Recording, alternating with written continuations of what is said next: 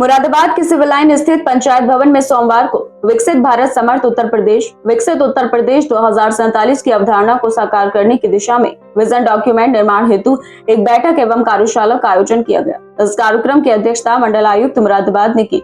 कार्यक्रम में बड़ी संख्या में प्रबुद्ध जन, शिक्षा विभाग के अधिकारी, विभिन्न उच्च शिक्षा संस्थानों के छात्र छात्राएं व शिक्षकगण उपस्थित रहे। कार्यक्रम का शुभारंभ दीप प्रज्वलन के साथ हुआ।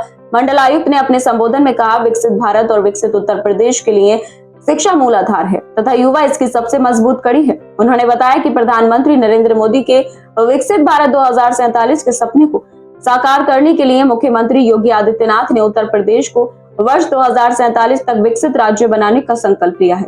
राज्य स्तर से नामित प्रबुद्ध जन भी कार्यक्रम में उपस्थित रहे। सेवानिवृत्त IAS अधिकारी दिलीप गुप्ता ने कहा कि विकसित भारत कोई छोटा लक्ष्य नहीं है, यह एक दिन का कार्यक्रम नहीं बल्कि व्यापक दृष्टिकोण है। इसमें सभी वर्गों की सहभागिता जरूरी है। डॉक्टर OK तिवारी ने कहा कि इस संगोष्ठी का उद्देश्य संसाधनों की कमी पर विचार कर उन्हें पूरा करने की दिशा में आगे बढ़ाना है।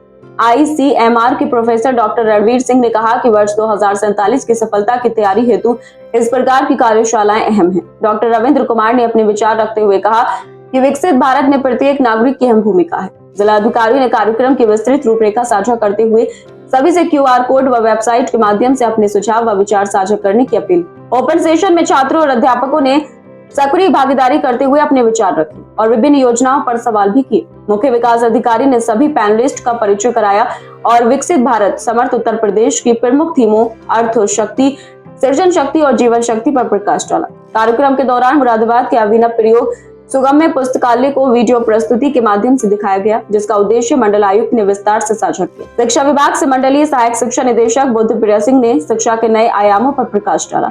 इस अवसर पर डॉक्टर विशेष गुप्ता, सुधीर गुप्ता, प्रवीण कुमार सहित अन्य प्रबुद्ध जन मौजूद रहे और अपने विचार साझा किए।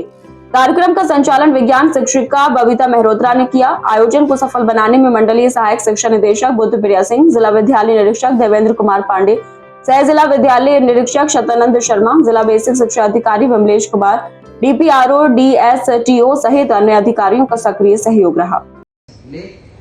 हम एक बेहतर सुझाव तैयार कर लेंगे जिसके आधार पर एक बेहतर पॉलिसी बन सकती है। और आपको याद होगा, ये सिर्फ एक सरकार से जुड़ी हुई चीज नहीं है, इसको विजन 2047 रखा गया है। 2047 हम में से बहुत सारे नौकरी से बाहर जा चुके होंगे, शायद चौथे पल में अपने बच्चों के बच्चों को आगे बढ़ते हुए देख सकेंगे अगर जिंदा रहे तो। और आप सभी में से बहुत सारे हो सकता है उस चक्की में पिस रहे होंगे जिसमें हम आज पिस रहे हैं, और आप भी सरकार से असंतुष्ट होकर घूम रहे होंगे। ये तब के लिए विजन है, और आप भी तब सोच रहे होंगे कि हमारे बच्चों के लिए अगर 20 साल 25 साल या 30 साल पहले ऐसा हुआ होता तो बेहतर रहता। आज उसी बेहतर करने की शुरुआत है। मुझे उम्मीद है आप इसमें सकारात्मक और रचनात्मक सहयोग करेंगे। Thank you. नहीं कि हमने किया, हम अपनी अचीवमेंट बताना चाहते हैं, बस आपको थोड़ा सा संवेदनशील करना चाहता हूँ। आपके आसपास बहुत सारे बच्चे हैं जो शायद मानसिक रूप से या शारीरिक रूप से कहीं न कहीं उनके बाधा आती है। हम और आप उनको सिंपैथी के भाव से देते हैं, सहानुभूति।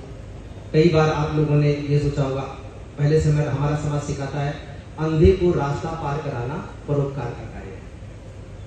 ये हमारा समाज बताता है। एक्चुअली में नहीं, सबको अपने पैरों पे खड़े होना सिखाना और उनको अपने सम्मान के साथ, आत्मसम्मान के साथ जीना समाज का दायित्व है, एहसान नहीं है, परोपकार नहीं है, वो हमारा हिस्सा है।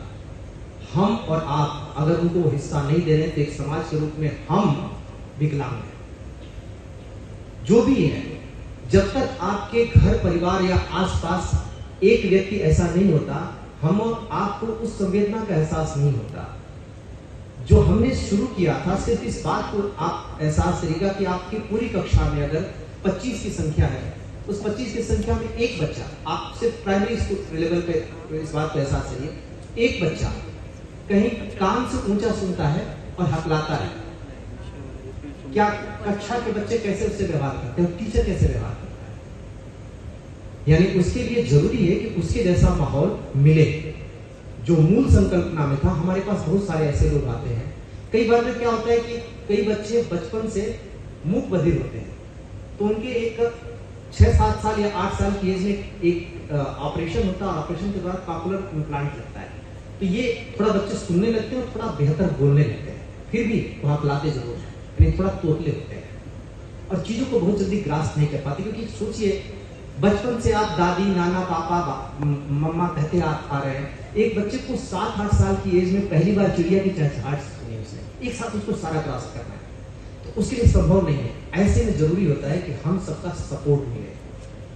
ये जिले की पूरी टीम ने मुरादाबाद में ये काम किया और सभी तहसीलों में एक ऐसा संस्था, एक ऐसे प्लेस को चयन किया स्कूलों में ही, जहाँ पे ऐसे बच्चों को हम कोशिश करते हैं कि उनको ये सपोर्ट दे सकें।